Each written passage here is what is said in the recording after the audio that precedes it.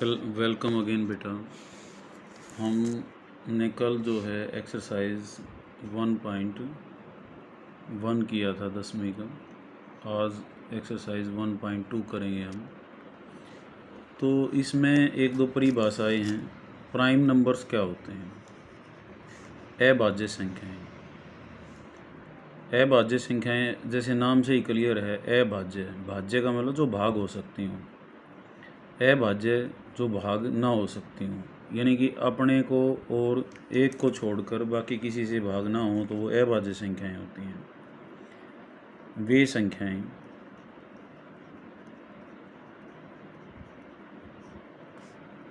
जो केवल एक और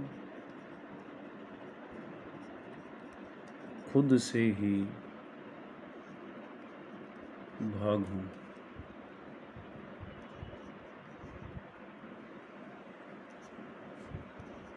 जैसे 2, 3, 5, 7, 11, 13, 15, 17, 19, 23, 29, 31, 37, 41, 43, 47। ऐसे आपने 100 तक लिखनी है, जो खुद से भाग होती हैं या एक से भाग होती हैं। अब जैसे 2, 3 है, 4 क्यों नहीं लिया? क्योंकि 4 2 से भाग हो जाता है। 6 क्यों नहीं लिया? क्योंकि 6 जो है 2 और 3 से भाग हो जाता है। तो हमारी संख्याओं में जो संख्याएं बच गई वो क्या हो जाएंगी? अब भाज्य। तो भाज्य संख्याएं क्या होती हैं? वे संख्याएं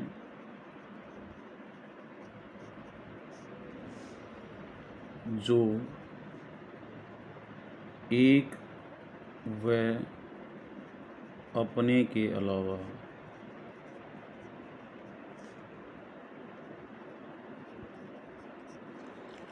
अन्य संख्याओं से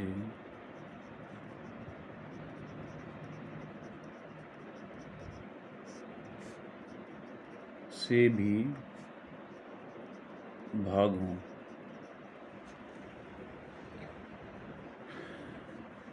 विभाजित हों। भाग तो शब्द नहीं होता, ये हम वैसे कर देते हैं विभाजित।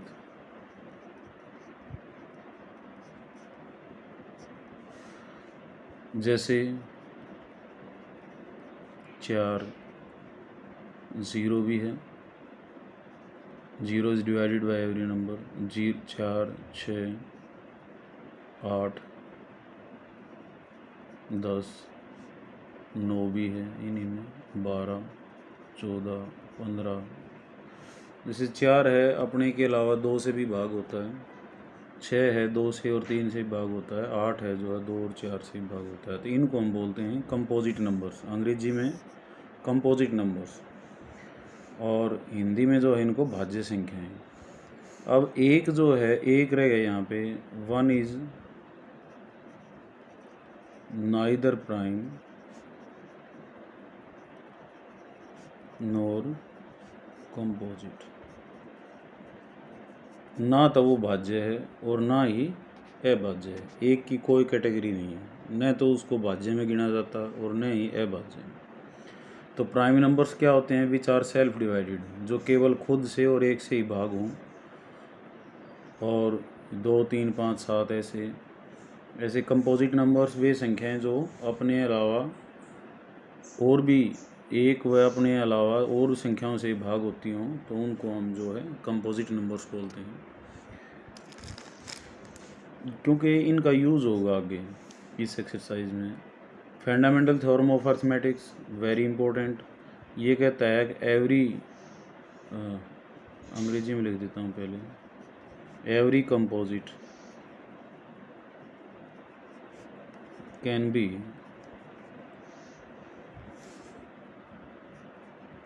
factorized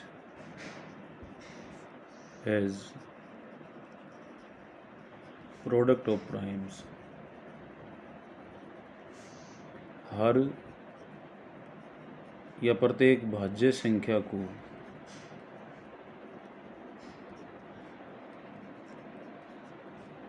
अभाज्य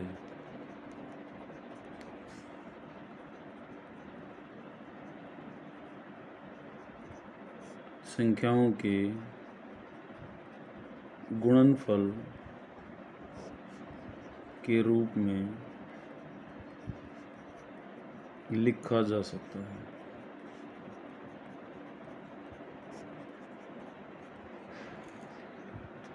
हर कंपोजिट नंबर को प्रोडक्ट ऑफ प्राइम्स लिखा जा सकता है। जैसे पहले ही हमारे पास कंपोजिट क्या है, 4, तो 4 को लिख सकते हैं 2 गुणा 2, दोनों प्राइम हैं।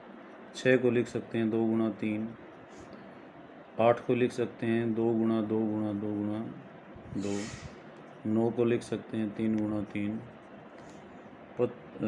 15 को लिख सकते हैं हम 3 गुणा 5। यानी कि हर कंपोजिट को प्रोडक्ट ऑफ प्राइम्स लिखा जा सकता है। इसको हम बोलते हैं फंडामेंटल थ्योरम ऑफ अर्थमेटिक्स, यानी कि अंकगणित की आधारभूत प्रमेय।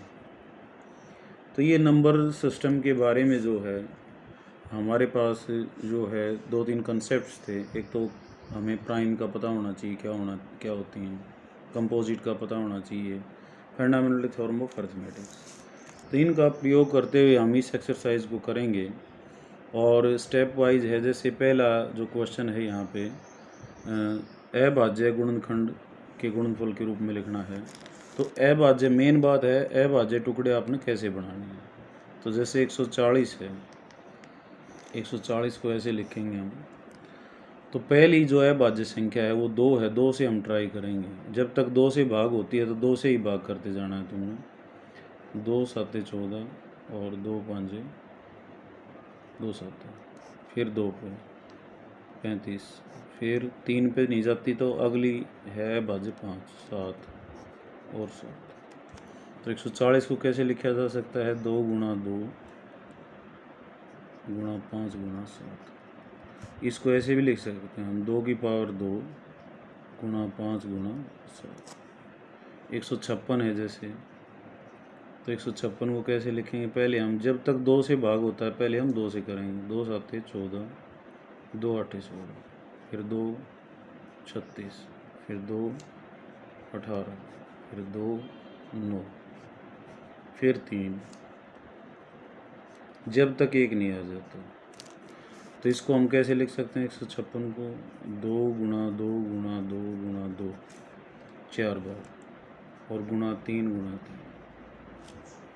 ऐसे ही आपके काम के लिए ही ये 3825 को भी निकालना है, 5005 को भी निकालना है और 7000 दोनों। जैसे 3825 है, कैसे लिखेंगे,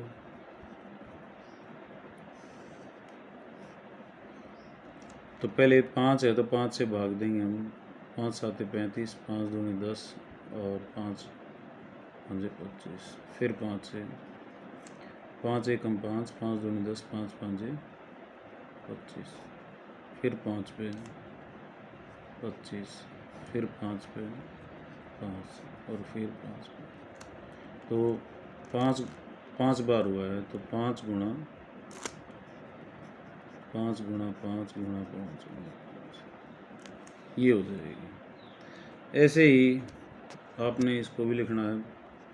इसका तो जो है 2 ही आएंगे, 5 गुणा में 101 1001। ऐसे ही आपने 7 4 दोनों को भी करना है। ये आपके होमवर्क के लिए है और करने तो सारे ही हैं, but that you self assess. अच्छा, जो हमने अभी अभाज्य टुकड़े करने सीखे हैं, इनका प्रयोग हम HCF और LCM यानी कि महत्तम समापवर्तक और लघुत्तम समापवर्तक, इसको निकालने के लिए जो हम करेंगे। तो ये कैसे निकलेगा, तो इसका तरीका है बेटा, पहले इनके अभाज्य टुकड़े बनाएंगे जैसे अभी बनाए थे हमने। 26 के क्या हो जाएंगे, 2 13, फिर 13। तो 26 को लिख लिया हमने 2 गुणा में 13। ऐसे ही 91 के भी कर लो। 91 2 पे नहीं जाता, 3 पे नहीं जाता, 5 पे नहीं जाता, फिर नेक्स्ट है 7 13। तो 7 गुणा में 13।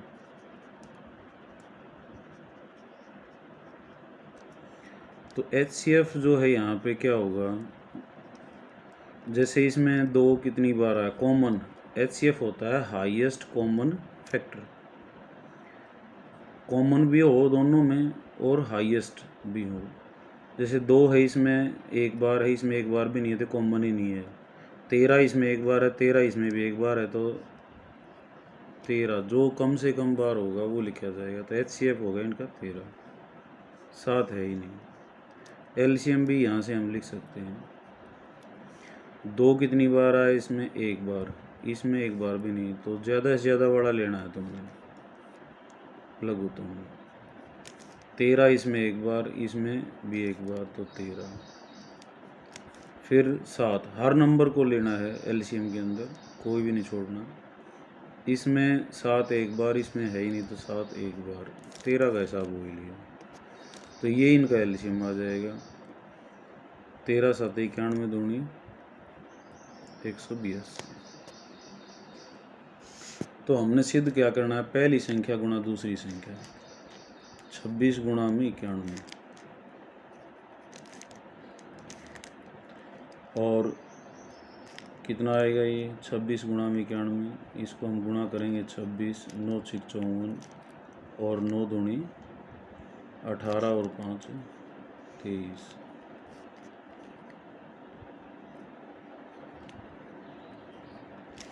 ऐसे ही जो RHS है आपकी HCF गुणा 13 गुणा में 182, तो 13 दूनी 26, 13 8 104, और 2 106, 16 के 10, 13 कम 13 और 10 कितने हो जाएंगे 23।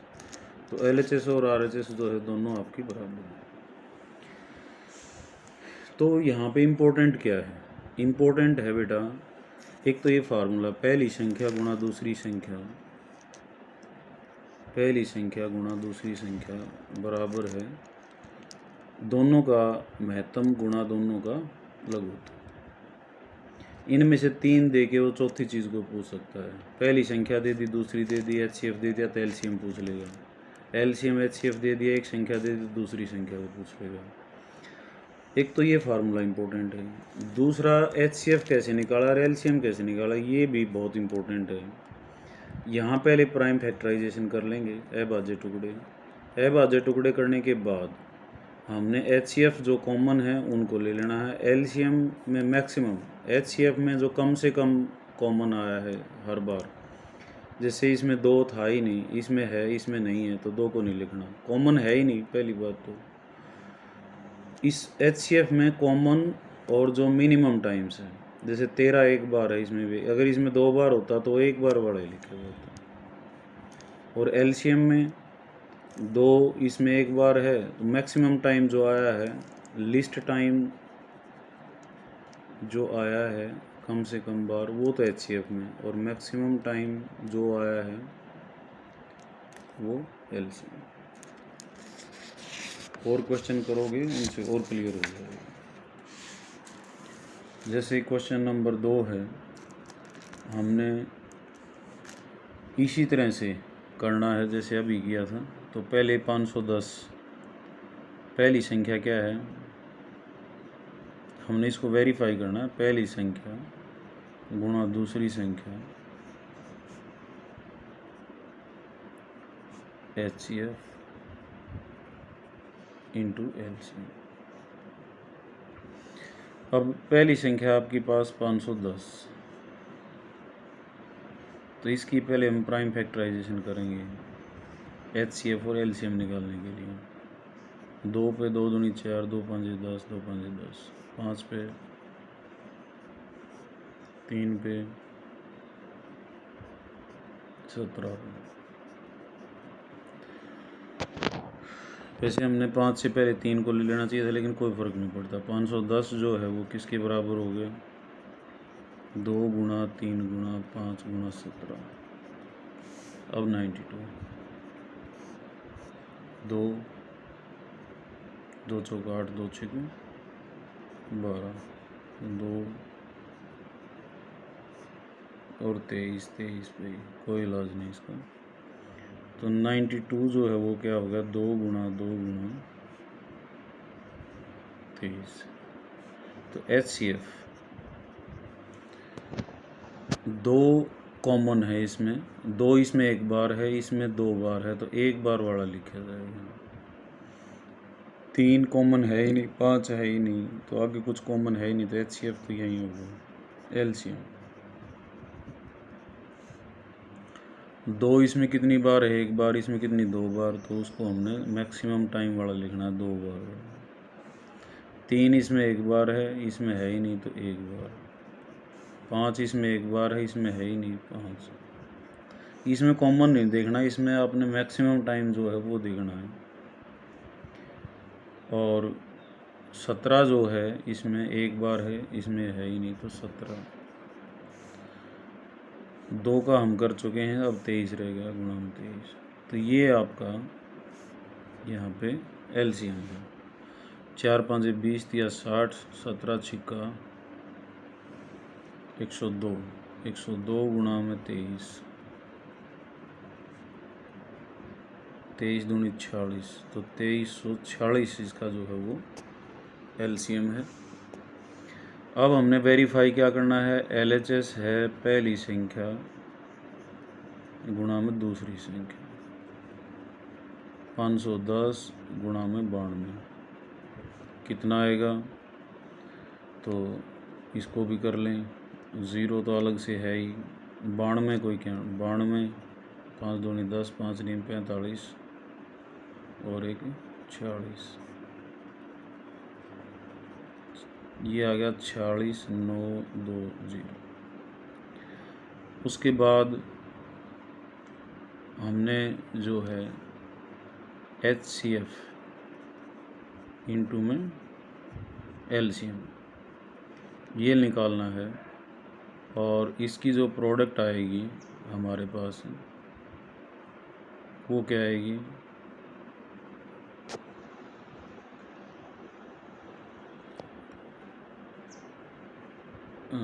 HCF हमारा था 2, LCM कितना है आपका, 2 3 4 6, इसको हम गुणा करेंगे तो कितना आएगा, ये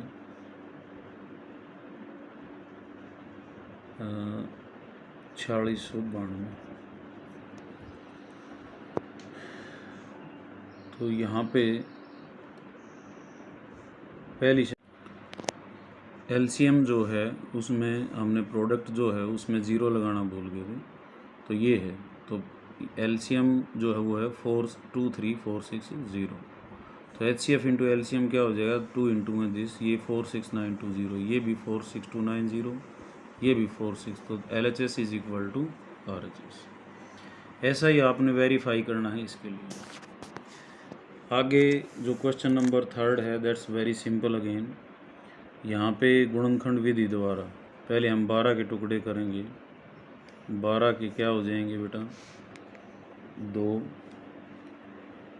6 12, 2 3 6 3, तो 12 हो गया यहाँ पे, 2 गुणा 2 गुणा 3। अब बारी है 15 की, तो दैट्स वेरी सिंपल, 3 और 5, तो ये हो जाएगा 3 गुणा 5 21, 3 गुणा में 7। HCF 2 इसमें 2 बार, इसमें है ही नहीं, तो कॉमन HCF में तो कॉमन देखना है, जो लिस्ट टाइम 3 इसमें एक बार, इसमें एक बार, इसमें एक बार, तो 3 हो गए। 5 7 कॉमन है ही नहीं, तो HCF कितना हो गया इनका, 3। LCM 2 इसमें कितनी बार है, 2 बार, इनमें है ही नहीं, तो 2 बार ही लिखा जाएगा। 3 इसमें एक बार, इसमें भी एक बार, इसमें भी एक बार, तो एक बार लेना। 5 इसमें एक बार, 7 इसमें एक बार, तो ये 5 चौक 20 दिया 60, 420 जो है इनका LCM। 17 23 29 इनके टुकड़े करेंगे आप, 17 के क्या हो जाएंगे, 17 पे ही जाएगा, 23 23 पे ही जाएगा क्योंकि खुद में ये अभाज्य हैं, और 29 29 पे ही जाएगा। तो 17 के जो टुकड़े हुए वो हुए 1 गुणा 17 ये, 23 का 23, 29 का 29। तो HCF इसमें है ही नहीं कुछ भी कॉमन, तो दैट्स विल बी 1। और LCM जो है तीनों की प्रोडक्ट 17 गुणा 23 गुणा 29। ऐसे ही 8 का 2 4 2, तो 8 को हम लिख सकते हैं 2 गुणा 2 गुणा 2। 9 को कैसे लिखेंगे बेटा, 3 गुणा 3। 25 को 5 गुणा 5। तो HCF 1, क्योंकि कॉमन है ही नहीं, इसमें 2 3 बार है, इसमें 3 है, इसमें 5 है। LCM मैक्सिमम टाइम जो 2 3 बार है, 3 2 बार है, 5 वो भी 2 बार है, जो प्रोडक्ट आएगा। क्वेश्चन नंबर 4, ये भी उसी टेक्निक पे है। फर्स्ट नंबर पहली संख्या गुणा दूसरी संख्या, first number multiplied second number, HCF into LCM। तो इसका HCF 9 दे रखा है, पहली संख्या दे रखी दूसरी, तो 306 गुणा 657 बराबर 4, 9 HCF है। LCM निकालना है, तो LCM क्या हो जाएगा, 9 इधर आके डिवाइड हो जाएगी।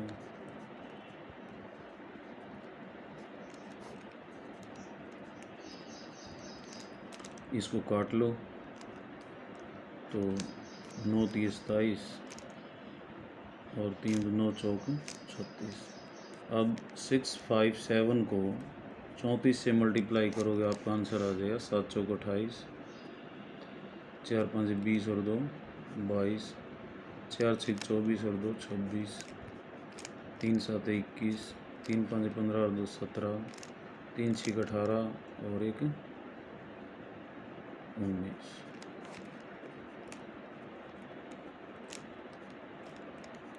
ये आपका आंसर। तो फार्मूला ये काफ़ी यूज़ होगा, पहली संख्या गुणा दूसरी संख्या बराबर है उनका महत्तम गुणा में लगातार।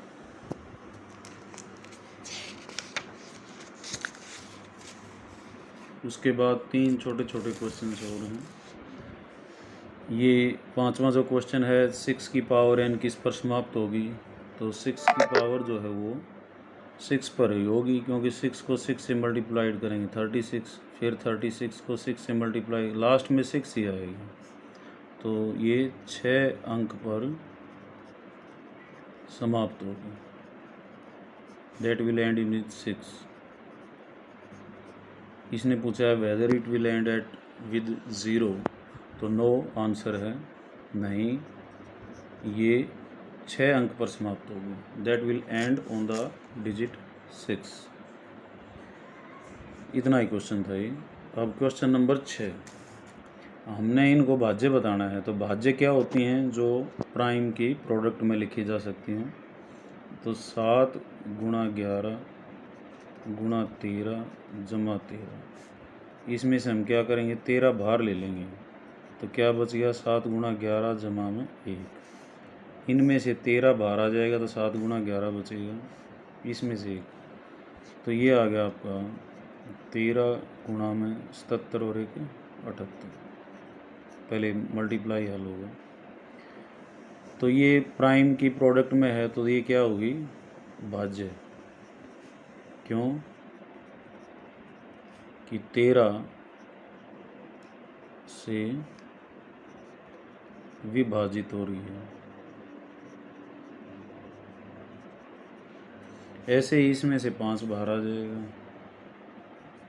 7 गुणा 6 गुणा 5 गुणा 4 गुणा 3 गुणा 2 गुणा 1 जमा 5। 5 को बाहर लिख लेंगे, तो 7 गुणा में 6 गुणा में 4 गुणा 3 गुणा 2 गुणा 1 जमा 1। तो पहले इस प्रोडक्ट को हल करेंगे। कुल मिला के 5 से विभाजित है, ये विभाजित है, तो ये भाज्य है। उसके बाद क्वेश्चन नंबर 7, ऐसे क्वेश्चंस बहुत बार आते हैं। सोनिया एक पूरा चक्कर जो है 18 मिनट में काट देती है और रवि उसको 12 मिनट में काट देता है, तो वो कितने टाइम के बाद मिलेंगे। तो ऐसे क्वेश्चंस में हम एलसीएम जो है वो निकालते हैं हमेशा। जैसे एक घंटी इतने अंतराल पर बजती हैं 2 3, तो ये इकट्ठी कब बजेंगी, तो उनमें भी एलसीएम निकाला जाता है। तो 18 और 12 का जो एलसीएम है वो आंसर होगा, और 18 और 12 का एलसीएम कितना आता है 36। तो भाग विधि द्वारा आपने निकालना है एलसीएम, ये सॉरी उससे फैक्टराइजेशन से। तो 18 को लिख सकते हैं हम 2 गुणा 3 गुणा 3, और 12 को लिख सकते हैं 2 6 2 3, 2 गुणा 2 गुणा 3। तो एलसीएम क्या आएगा, 2 इसमें कितनी बार है, 1 बार, इसमें 2 बार, तो 2 बार वाला लेंगे।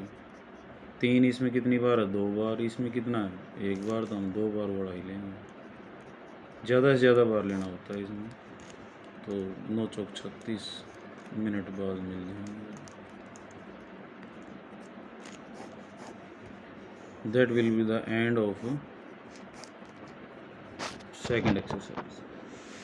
तो बेटा ध्यान से करना है, कोई बात समझ में नहीं आए मेरे से पूछ लेना है। बाकी कल आपकी ऑनलाइन क्लासेज होंगी, आपका टाइम है 3 बजे। Thanks a lot.